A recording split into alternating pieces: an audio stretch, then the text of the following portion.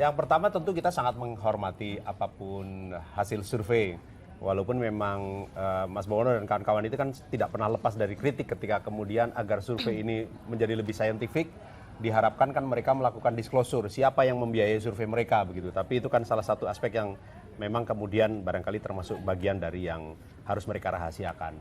Yang kedua, kami selalu menyikapi survei ini sebagai sebuah bacaan suasana kebatinan publik hari ini yang sifatnya sangat dinamis.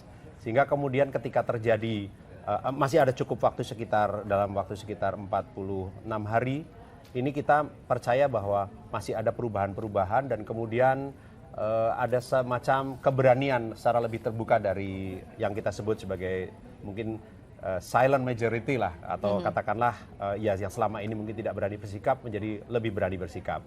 Ini kita rasakan dari temuan-temuan kita, terutama ketika misalnya calon presiden kita Mas Anies hadir dalam acara-acara Desak Anies, di mana kemudian tidak hanya di kalangan terdidik, di kalangan anak muda atau milenial, tapi sekarang kita sudah merambah sampai ke nelayan, dan ternyata kita sangat terkejut ketika mendengar ekspresi-ekspresi mereka yang pada intinya ya kemudian menyampaikan realitas bahwa kehidupan hari ini tidak baik-baik saja.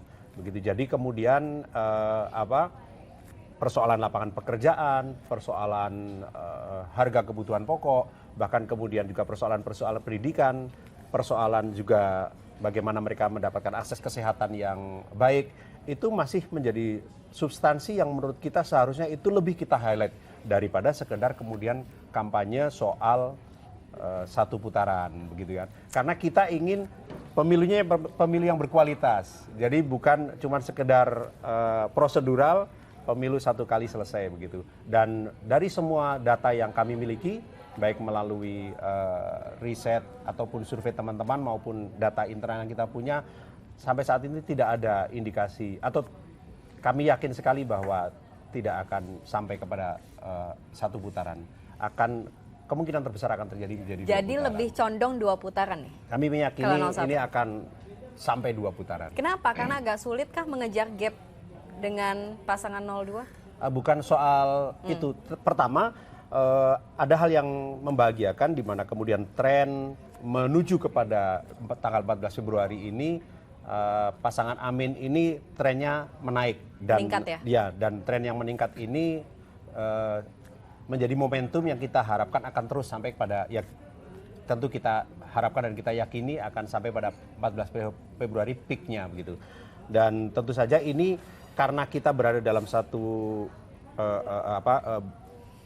bejana di mana kemudian ketika ada kenaikan maka otomatis akan berpengaruh terhadap pasangan yang lain, maka kemungkinan itu akan bisa terjadi gitu. Dan kita lihat misalkan kalau tadi diyakini pasangan 02 begitu ya, bahwa tinggal sedikit lagi untuk lebih dari 51. Justru saya melihat malah kayak udah mentok nih, kayak udah prediksinya. Udah segala Wah, cara ini prediksi 01 ternyata nih. itu sudah maksimal lah. Sudah stagnan. Malah bisa jadi nanti jangan-jangan malah turun nanti di ujung-ujung tanggal 14 ini. Itu kan malah bahaya.